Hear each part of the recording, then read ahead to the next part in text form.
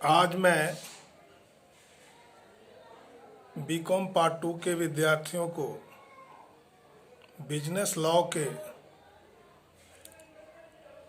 Topic प्रस्ताव की परिभाषा, डिफिनेशन ऑफ प्रपोजल, प्रस्ताव के आवश्यक लक्षण, एलिमेंट्स ऑफ प्रपोजल और legal rules as to proposal अर्थात प्रस्ताव संबंधी वैधानिक नियम क्या है पर चर्चा करके बतलाना चाहूँगा।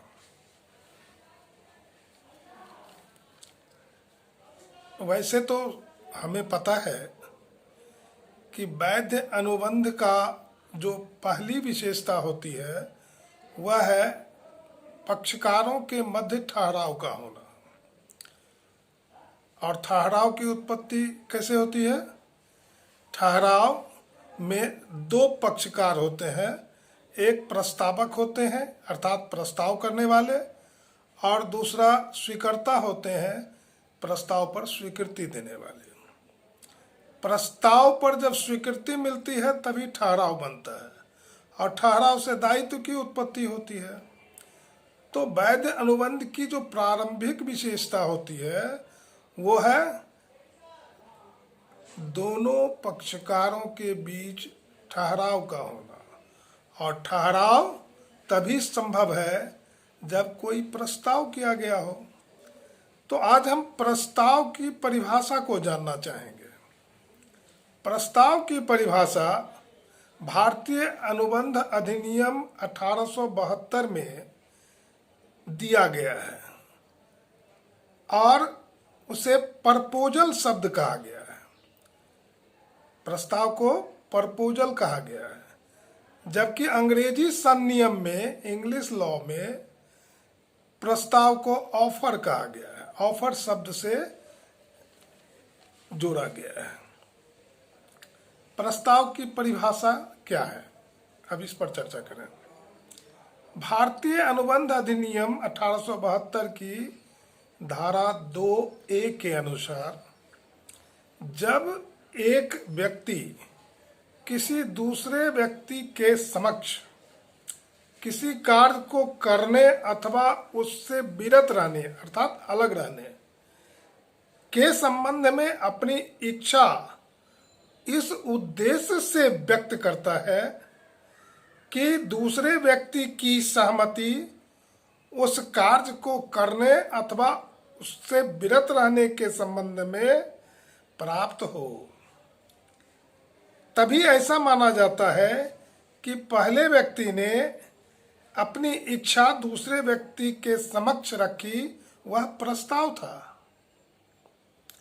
धारा 2C में, धारा 2C भारतीय अनुबंध अधिनियम की धारा 2C में प्रस्ताव रखने वाले को कहते हैं प्रस्तावक, प्रपोजर, और उसका दूसरा शब्द है वचनदाता, प्रोमीजर। प्रस्तावक को वचनदाता भी कहते हैं। प्रस्तावक यानी प्रपोजर, प्रोमीजर वचनदाता, और दूसरा जो शब्द है जो स्वीकृति देने वाले होते हैं वो स्वीकर्ता कहलाते हैं, एक्सेप्टर। अंग्रेजी में उसको एक्सेप्टर कहते हैं। और स्वीकर्ता को वचन गृहीता भी कहते हैं। वचन गृहीता यानी प्रोमीजी। क्या कहते हैं? प्रोमीजी। एक प्रस्तावक होता है और दूसरा स्वीकर्ता होता है। तो प्रस्तावक और स्वीकर्ता का जो शब्द है, अंग्रेजी में दो शब्द उसके लिए हैं। एक है प्रपोजर अर्थात वचनदाता, और दूसरा है प्रोमीजी, वचन गृहीता यानी स्वीकर्ता। अब प्रस्तावक के और स्वीकर्ता के बारे में जानने के बाद हमें प्रस्ताव के आवश्यक लक्षणों पर चर्चा करनी है। प्रस्ताव आखिर होता क्या है, कैसे पहचाने कि ये प्रस्ताव है। यह बात एक प्रस्ताव है या कोई बात जो कही गई वह कानूनी रूप से प्रस्ताव कैसे है, तो उसके कुछ लक्षण होते हैं। उन लक्षणों के होने पर ही कोई इच्छा जो प्रकट की जाती है एक पक्ष के द्वारा वो प्रस्ताव कहा जा सकता है। ऐसे तो हम जानते हैं, सबको मालूम होना चाहिए कि कोई प्रस्तावक खुद के सामने प्रस्ताव नहीं करता। कोई प्रस्तावक खुद के सामने प्रस्ताव नहीं करता, किसी बात को लेकर अपने आप से प्रस्ताव नहीं करता और इसकी कोई कानूनी मान्यता भी नहीं है। ये प्रस्ताव नहीं हो सकता। प्रस्ताव का मतलब होता है दूसरे व्यक्ति यानी दूसरे पक्षकार के सामने किसी इच्छा को रखा जाना, और जब प्रस्ताव पर वचन ग्रहीता अपनी स्वीकृति देता है तभी वह ठहराव का रूप लेता है। इसलिए यह बात स्पष्ट है कि प्रस्ताव का प्रथम लक्षण है must be two parties. There must be two parties. प्रस्ताव में जब दो पक्षकार होंगे तभी वो प्रस्ताव होगा। खुद के लिए किया गया प्रस्ताव प्रस्ताव नहीं हो सकता। प्रस्ताव का दूसरा लक्षण है विलिंगनेस टू डू और not to do. Willingness to do और नॉट टू डू, किसी कार्य को करने अथवा करने से विरत रहने संबंध में इच्छा का प्रकट किया जाना। अब उदाहरण से इसको समझिए कि ए ने अपना मोबाइल 2000 में बेचने का इच्छा बी के समक्ष रखा। इस तरह से ए के द्वारा यह व्यक्त किया गया इच्छा प्रस्ताव है, और प्रस्ताव दूसरे तरह का भी होता है। केवल किसी बात को करने को लेकर व्यक्त की गई इच्छा प्रस्ताव नहीं होती। किसी बात को नहीं करने को लेकर के भी किया गया प्रस्ताव यानी इच्छा प्रस्ताव होता है। किसी बात को नहीं करने को लेकर व्यक्त की गई इच्छा भी प्रस्ताव हो सकता है। मान लीजिए किसी व्यक्ति ने किसी से ऋण लिया है और वह ऋण भुगतान करने में अभी महीना 2 महीना 4 महीना सक्षम नहीं है, तब वह दूसरे पक्षकार को जिससे ऋण लिया है जब अपनी इच्छा इस रूप में व्यक्त करता हो कि ऋण संबंधी भुगतान अगले 4 माह तक मैं नहीं कर पाऊंगा और उसके बाद करूंगा, तब तक आप इसको न्यायालय में बाद के रूप में प्रस्तुत ना करें। इस तरह की इच्छा का प्रकट करना दूसरे पक्षकार के समक्ष प्रस्ताव कहलाता है। इसमें कौन सी बात आई? इसमें आई किसी बात को नहीं करने के लिए प्रस्ताव करना। पहले उदाहरण में हमने बताया मोबाइल को बेचने के संबंध में प्रस्ताव करना, माने किसी बात को करने के संबंध में। और दूसरे उदाहरण में हमने कहा कि किसी बात को नहीं करने को लेकर इच्छा व्यक्त करना प्रस्ताव कहलाता है। तीसरी बात है, लक्षण जो प्रस्ताव का होगा वह प्रस्ताव का लक्षण है कि ऑफर यानी प्रस्ताव offer must be made with a view to obtaining the assent of other party. Assent कहते हैं सहमति को, और अदर पार्टी यानी दूसरा पक्षकार। तो प्रस्ताव उसे कहेंगे जो दूसरे पक्षकार के सहमति यानी एसेंट को लेने के लिए इच्छा के रूप में व्यक्त किया गया हो। ऑफर यानी और प्रपोजल जो है दूसरे पक्षकार से सहमति लेने के संबंध में व्यक्त किया गया हो, तभी ये प्रस्ताव है। अब इसको इस तरह से समझिए कि ऐसा प्रस्ताव हो, ऐसी इच्छा हो, ऐसा इच्छा व्यक्त किया गया हो जिसमें उस इच्छा के स्वीकृति लेने के संबंध में कोई बाध्यता ना हो, कोई स्वीकृति दे अथवा ना दे, हमारी इच्छा ये है। तो जब ऐसी स्थिति होती है इच्छा में कि दूसरे पक्षकार से सहमति नहीं भी लें और प्रस्ताव कर दें, तो ये प्रस्ताव नहीं कहा जा सकता। प्रस्ताव उसे ही कहेंगे जिस पर दूसरे पक्षकार से सहमति लेने की बात यानी भावना हो, तभी ये प्रस्ताव कहलाता है। तो ये तीनों लक्षण प्रस्ताव में होते हैं। एक बार फिर से मैं तीनों लक्षण को बता दूं। पहला लक्षण ये है कि must be two parties in a proposal, प्रस्ताव में दो पक्षकार होने चाहिए। विलिंगनेस टू डू और नॉट टू डू,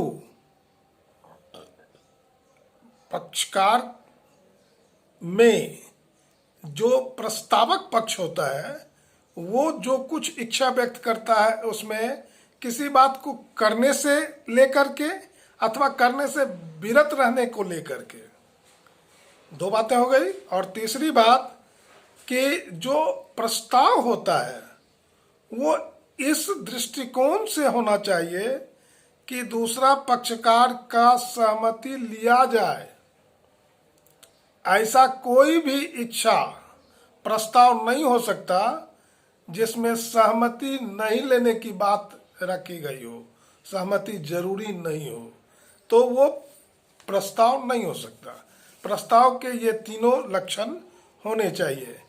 दो पक्षकार होने चाहिए, किसी काम को करने अथवा करने से विरत रहने की बात होनी चाहिए, और जो प्रस्ताव है उस पर एसेंट यानी सहमति लेने की बात शामिल होनी चाहिए। अब हम आज legal rule as to proposal पर चर्चा करते हैं। प्रस्ताव से ही जुड़ा हुआ है। प्रस्ताव संबंधी वैधानिक नियम क्या है? प्रस्ताव संबंधी वैधानिक नियम क्या है? न्यायालय के कुछ महत्वपूर्ण निर्णय जो आते हैं उसके आधार पर प्रस्ताव के संबंध में निम्नलिखित वैधानिक नियम बताए गए हैं, बनाए गए हैं, जो महत्वपूर्ण है। वो नियम क्या क्या है? पहला है the term of offer must be certain. प्रस्ताव जो होने चाहिए उसमें कोई निश्चित टर्म होने चाहिए, तभी वो वैधानिक प्रस्ताव होगा। निश्चित टर्म होना चाहिए, कोई बात होनी चाहिए। प्रस्ताव में कोई निश्चित बात नहीं हो तो फिर वो प्रस्ताव कैसे हो सकता है? इसलिए प्रस्ताव संबंधी वैधानिक नियम में पहला नियम है कि प्रस्ताव में there must be term of offer. ठीक है। दूसरा जो नियम है उसमें offer should be in shape of request. प्रस्ताव दबाव में नहीं रखे जाते, दबाव देकर नहीं रखे जाते। प्रस्ताव जबरदस्ती नहीं रखे जाते, प्रस्ताव निवेदन से रखे जाते हैं, रिक्वेस्ट से। तो वैधानिकता प्रस्ताव की यह है कि इच्छा तभी प्रस्ताव माना जाएगा जब वह रिक्वेस्ट फॉर्म में हो, ना कि दबाव में हो, जबरदस्ती हो, उपेक्षापूर्ण हो, अवहेलनापूर्ण हो। ऐसा कोई इच्छा प्रस्ताव का रूप नहीं ले सकता, वो कानूनी प्रस्ताव नहीं हो सकते। तीसरा जो प्रस्ताव का लक्षण है, वैधानिक नियम, वो है offer must be capable to creating legal relations.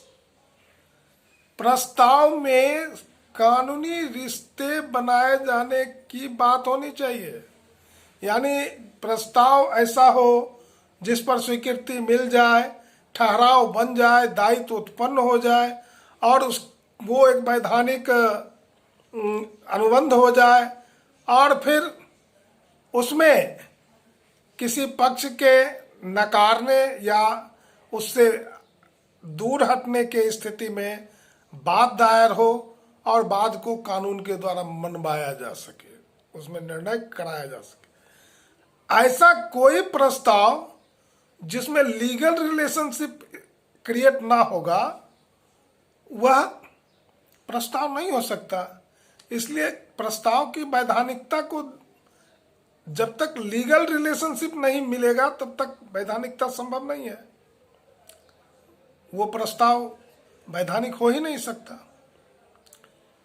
चौथा जो वैधानिक नियम है प्रस्ताव का, वो है प्रपोजल में भी स्पेसिफिक और जनरल। विधान कहता है, लॉ कहता है कि विशेष प्रस्ताव भी हो सकते हैं, विशेष इच्छा से, और सामान्य इच्छा से भी प्रस्ताव हो सकते हैं। ऐसी बात नहीं है कि केवल विशेष इच्छा से ही प्रस्ताव होंगे और फिर केवल सामान्य इच्छा से ही प्रस्ताव होंगे। प्रस्ताव में विशेष इच्छा भी हो सकती है, विशेष प्रस्ताव भी और सामान्य प्रस्ताव भी, तभी ये वैधानिक होंगे। विशेष हो अथवा सामान्य हो, प्रस्ताव दोनों स्थिति में होते हैं। और पांचवा जो वैधानिक नियम है प्रस्ताव के लिए, वो है every offer must be communicated. प्रत्येक प्रस्ताव का संवहन होना चाहिए। प्रस्ताव लिखित हो वो कई मामलों में जरूरी है, लेकिन लिखित होने के बावजूद उसका संवहन होना चाहिए, कम्युनिकेशन होना चाहिए। मैं इसको एक उदाहरण से स्पष्ट करना चाहूँगा। 1913 का एक मामला है मुकदमे का, वो लालमन शुक्ला बनाम गौरी दत्त का है। लालमन शुक्ला गौरी दत्त के मुनीम थे, मुनीम यानी मुंशी थे। 1 जनवरी 1912 को गौरी दत्त का भतीजा कहीं खो गया। गौरी दत्त जिसका मुनीम था लालमन शुक्ला, तो गौरी दत्त का भतीजा 1 जनवरी को 1912 को खो गया। गौरी दत्त ने अपने नौकरों को सब जगह तलाशने के लिए भेजा, भतीजे को खोजने के लिए भेजा। लालमन शुक्ला को भी भेजा। लालमन शुक्ला को हरिद्वार भेजा और हरिद्वार जाने के लिए रेल के और सड़क मार्ग के सारे खर्चों से जोड़कर भेजा, पैसा देकर भेजा। गौरी दत्त लालमन शुक्ला के हरिद्वार निकल जाने के बाद एक इश्तेहार पब्लिश कराया। इश्तेहार को, भतीजा के खो जाने का इश्तेहार को पब्लिश कराते हुए उसमें खोज कर लाने वाले को इनाम दिए जाने की बात कही गई। लालमन शुक्ला लड़के को खोजते हुए हरिद्वार के ऋषिकेश में पहुंचा और वहां उसे उसने हासिल किया, प्राप्त किया। वहां पर जाकर खोज लिया और खोजकर वापस लाकर गौरी दत्त को सौंप दिया। वापस आने के बाद लालमन शुक्ला को पता चला कि एक इश्तहार निकला हुआ है जिसमें खोज कर लाने वाले को भुगतान किया जाएगा, इनाम की राशि। उसने गौरी दत्त से इनाम मांगा। गौरी दत्त ने इनाम देने से इनकार किया। लालमन शुक्ला ने वाद दायर किया, कोर्ट में जाकर, न्यायालय में जाकर वाद दायर किया और वाद के दायर करने पर गौरी दत्त ने तर्क दिया कि लालमन शुक्ला इनाम पाने के हकदार नहीं है, क्योंकि उनको पता ही नहीं था कि मैंने इश्तहार किया है, अर्थात इस इश्तहार का संवहन नहीं हुआ, कम्युनिकेशन नहीं हुआ। तब उस न्यायालय के विद्वान न्यायाधीश बनर्जी साहब ने क्या कहा? बनर्जी ने कहा कि, अर्थात निर्णय दिया कि लालमन शुक्ला इनाम के हकदार नहीं होंगे, क्योंकि इश्तहार का संवहन उन तक नहीं हुआ था। इश्तहार यानी प्रपोजल का संवहन नहीं हुआ था, इसलिए लालमन शुक्ला को इनाम नहीं दिया जा सकता। अब देखना यह है कि वैधानिक रूप से प्रस्ताव का संवहन होना जरूरी है। अगर कोई ऐसा प्रस्ताव हो जो आपस में हुआ हो और उसका संवहन नहीं हुआ हो, संवहन के कई तरीके हो सकते हैं, संवहन नहीं हुआ हो तो वो प्रस्ताव वैध प्रस्ताव नहीं हो सकता, उसकी वैधानिकता नहीं बनती है। तो आज हमने प्रस्ताव के बारे में, उसकी परिभाषा और प्रस्ताव के आवश्यक लक्षण और प्रस्ताव का संवैधानिक तरीका, संवैधानिक रूप क्या होता है, इस पर चर्चा की है। आशा है आप इसे पसंद करेंगे, समझकर अपनी प्रतिक्रिया हमारे इस वीडियो पर देने का काम करेंगे। आज के लिए बस इतना ही। धन्यवाद। आज का दिन शुभ हो।